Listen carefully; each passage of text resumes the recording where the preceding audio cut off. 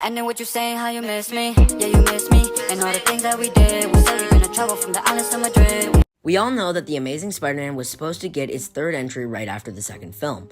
Now, what would have been in this third film? Let's find out in today's video. One of the main rumors of The Amazing Spider-Man 3 was that Peter was supposed to end up having the symbiote and gaining kind of with Venom. Now, for every single fan post or any fan art I've seen of The Amazing Spider-Man 3, I don't know why, but it always depicts Tom Hardy's Venom fighting Andrew. Why? They're not even the same universe. Now, personally for me, I think Andrew's character would have had a lot of bully-like traits, just like how Tobey did for Spider-Man 3. Now, actually, fun fact, The Amazing Spider-Man 2 was supposed to have Mary Jane Watson, but it was scrapped for, obvious reasons, with The Amazing Spider-Man 3 being canceled.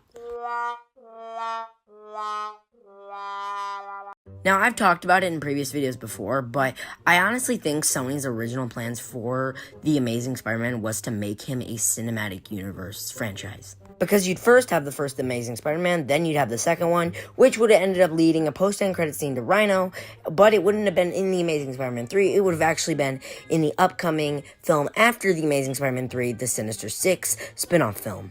Now, is it still possible we could see Andrew get his third movie after all? There's kind of both sides to this, yes and no. The only way I truly could see this working is if they did bring back Tobey and Andrew for Secret Wars. I don't see Andrew in the near future really ever getting his movie other than that, because they are already working on scripts and directors for Spider-Man 4 for Tom Holland, so it's kind of hard to say. Now, I think if Andrew got his third film, it would have been just a really awesome film altogether, but honestly, I'd someday like to see The Amazing Spider-Man 3, but that's all for today, guys. It's been Eagletron. Keep it here. I'll see you guys later. Peace out. But what do you think? Tell me in the comments. Please make sure to subscribe and like, and I'll see you guys later. In today's video, I might have just found the new generation Spectacular Spider-Man. Creator The Roman Zone created this first episode pilot. Now, I think it looks honestly just amazing. It looks like it's straight out of a Steve Ditko comic. And there's a couple things I want to talk about, why I liked it, and let's just kind of go over it. Now, keep in mind, this is the very first pilot of the episode, and it also says in the description 13 up, which I question if something in, throughout the show will kind of, mature a bit. Maybe we'll see, Jonah swear some, or kind of, Invincible-style fight scenes. I just honestly can't wait to see what they do with this series, because it seems like it's going to explore a lot of his high school drama when it comes to Peter Parker, which just seems awesome. Now, I know this is a test pilot to kind of see if it goes well, but I really do hope they add a little bit more pizzazz to the title sequence. Not the title sequence, but the title card itself, because I don't mind it, but you can kind of see it's a little bland and it's just meh, but maybe it's supposed to be that way. I'm not completely sure. Now, obviously, I'm not going to do it in today's video because I want to kind of focus on how good of show this is. This is a good show, actually. So it might be in my next video, but I might do some, concept suits that I made. I did make some concept suits. But honestly, I just can't wait to see what else this show, this fan show makes, I absolutely love this. It's just really entertaining, and I could definitely watch more of this. I know what you're saying, how you miss me. Yeah, you miss. Nope, I can't do it. I can't change the logo. All right, we're going back to the old one. I know what you're saying, how you miss me. Yeah, you miss me. And all the things that we did. We said you're gonna travel from the islands to Madrid. Spectacular Spider-Man is considered to be one of the best Spider-Man cartoon adaptations that ended up only getting 2 seasons that was supposed to get a third. What could have happened if there was a third season of Spectacular Spider-Man? I personally feel like the first episode would mostly focus on a recap for season 1 and 2. But really, this episode really wouldn't have much of a plot. It would just kind of be building up the characters for the season 3 plot. So it's not really gonna go much anywhere for this episode. Now, I don't think that Carnage would have got the symbiote on this episode directly. I think he would have kind of it built up to it and then did a part 2. I also think it'd be neat to see Carnage and Eddie both team up to try to kill Spider-Man. Now, I honestly think this season in particular would have had a lot of character development with Peter. I think it would have shown him and Mary Jane get married and all sorts of stuff like that. Now, I'd also like to see an episode where Peter joins the Avengers, because there's also a Disney XD cartoon for the Avengers, and I just think it'd be perfect. It'd be perfect. Now, I think one of the main issues you'd have here is that you wouldn't want it to only focus on the Avengers. You'd want it to focus on Spidey because it's his show. Like often for the Avengers and stuff, Spidey makes cameos for like Endgame and stuff, but he's not the main focus. You wouldn't want Avengers to be the main focus of Spectacular Spider-Man. That's not the point. Now, there was even talk about like a Spectacular Spider-Man TV movie after season 3. And we're going to also kind of like switch topics from the different episodes to this one topic because it's something I want to get down. I don't think we're ever getting a Spectacular Spider-Man movie, and there's just so many reasons why. So let's kind of break them down one by one. Now, for example, the Spectacular Spider-Man episodes usually range around 22 minutes. Well, a full-on blockbuster animated film is usually a half hour or even 2 hours. Now, believe it or not, I have met people that have never even heard of the Spectacular Spider-Man or even know what that is, which is just mind-boggling to me. But let's come up with this scenario for a second. Let's say me. I don't know anything about Spider-Man, but this looks just awesome. I'm going to watch it, right? I go to the movie theater, I buy my ticket, and I'm really confused because they are not putting a recap before the film or anything, and I'm so confused. Huh? What do you do? What do you do? You gonna be like, have somebody explain the entire series before the movie starts? Now, you also have to understand, one of the reasons I hate Across the Spider-Verse is because how they showed Spectacular Spider-Man in the cameo. They don't even look the same, not even the suit. The suit is a lot darker, his emblem is a lot smaller, his eyes are more squinty. It just doesn't look the same. And I get, because, you know, like, art changes, but I just don't like it. I just don't. Now, I think there was like 3 different TV movies they were going to do. Now, I imagine none of them would have came to theaters. Most likely, they would have all came to DVD. Now, is it possible this show could return for a reboot or get reanimated? No, I don't think it will. Because one, it's really not that old. It came out in 2008, but I just don't think it ever will. And it's unfortunate we never got a season 3 of Spectacular Spider-Man. But what do you think? Tell me in the comments. Please make sure to subscribe and like, and I'll see you guys later. So, I was recently going through my notes, and I found out that I had a Spider-Man Tobey Maguire fan series that I was working on, basically taking different clips from, you know, Kristen Dunst movies, James Franco movies, and, like, Tobey Maguire's movies to make a whole new series. Well, I never had really finished it, but I did at one point actually start it. Now, it actually has a really decent concept. It basically starts in the beginning to, like, you know, Peter Parker's life, you know, before and after No Way Home.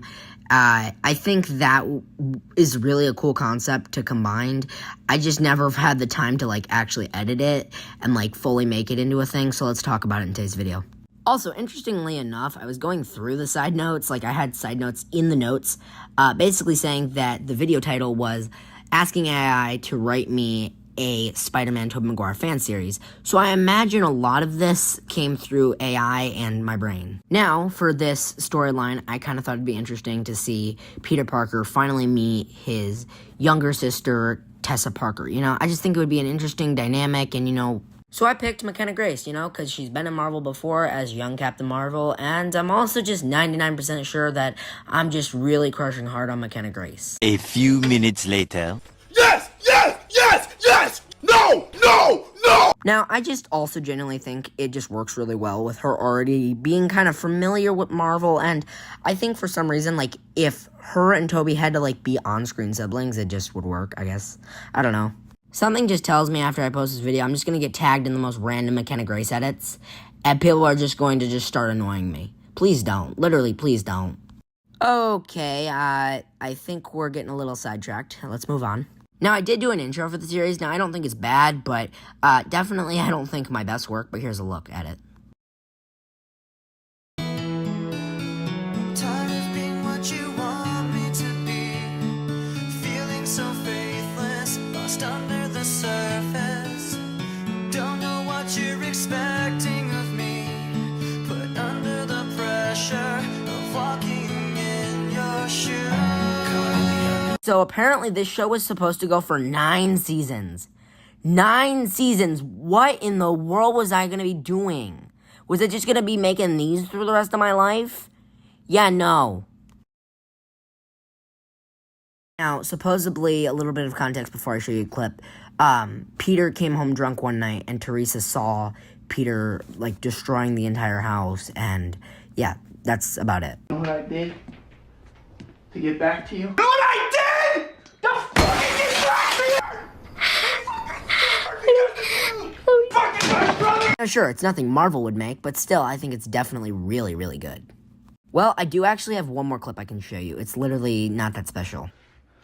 What are you doing here? This is Bradley. Now, this series, the season finale, would have had Peter fight the Sinister Six. And yeah, I think if this, like, I don't know if this fan series was supposed to be, like, directly to the movie or something, like, based off of it, because I don't know how that works, since Doc Ock died, Sandman died, Green Goblin died, but I also think this would have changed, like, the way the villains would have died, since, you know, No Way Home and stuff, so I think this would have still happened. We were even apparently supposed to get a origin story between Peter and Harry.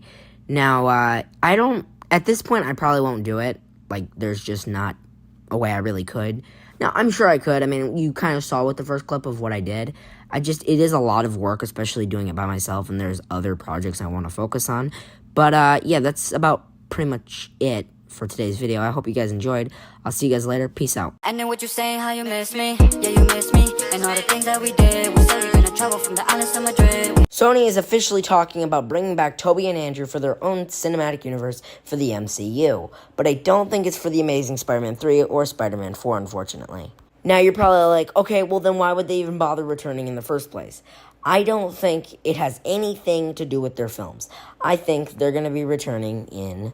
personally think they'll return in Beyond the Spider-Verse, because we know that there is a live-action Spider-Verse. A lot of people have seemed to see, like, leaks and rumors and stuff that Marissa Tomei will return in Spider-Man 4.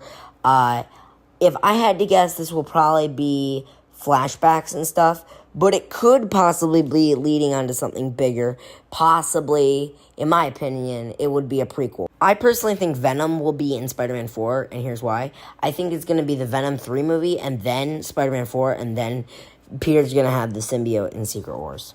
Now, I don't think Tobey and Andrew are going to get their final solo films. I personally think it's either going to be a cameo for Beyond the Spider-Verse, or it's going to be something for Secret Wars, because I don't think there's any other Marvel projects that they could possibly show up in that would make much sense. And I've also seen people say, oh, well, Tobey's going to return in, Deadpool 3 because we saw the Joe Pizza sign. Guys, no, he won't, because there's two problems. One, this is a Disney film. Just because it's rated R doesn't mean you can add anybody you want. Sony's not just going to give Disney the character rights so they can make Spider-Man rated R. Spider-Man's never been rated R in any other adaptations, so why would he be in Deadpool? But what do you think? Tell me in the comments. Please make sure to subscribe and like, and I'll see you guys later. Instead of cramming multiple villains into the story, focus on developing one or two villains with depth and complexity. Streamlined plot. Spider-Man 3 had multiple storylines that sometimes felt disjointed. A tighter, more focused narrative could have allowed for better character development and a more engaging storyline. Character arcs. Some character arcs in Spider-Man 3 felt rushed or underdeveloped. By giving characters like Peter Parker, Mary Jane, and Harry Osborn more nuanced and fulfilling arcs, the film could have resonated more emotionally with the audience. Tone consistency. The film oscillated between dark drama, comedy, and action, sometimes feeling tonally inconsistent. A more cohesive tone throughout the movie could have helped maintain the audience's immersion and emotional investment. In Spider-Man No Way Home, when Tobey and Andrew came back through the portal, we all kind of just were like, hold up, that is awesome, but it kind of got me thinking, how did he get here? Now, I don't think Doctor Strange in the MCU was the one that let Peter go through the portal whatsoever. Now, some of you may not know this, but there was actually a reference to Doctor Strange in Spider-Man 2. That's crap. Science Squid? Crap. Doctor Strange. That's pretty good. But it's taken. Now, you may think it's just a small little reference, but honestly, I think that Tobey, in his universe, has his own group of superheroes very similar to the Earth's Mightiest Heroes. Now, I also think X-Men was a part of this group as well, because I also found this small little blooper. I'm guessing it was either from one of the X-Men movies, or it could be fake. I don't know, but I'm going to play the clip, and I'm going to show you guys this. Now, the only X-Men movie I could find that was in 2006 was The Last Stand. Now, this could have been canon for Spider-Man 3. Now, I did find a short film made by Marvel, a Doctor Strange video or film or whatever you want to call it, made in 2007.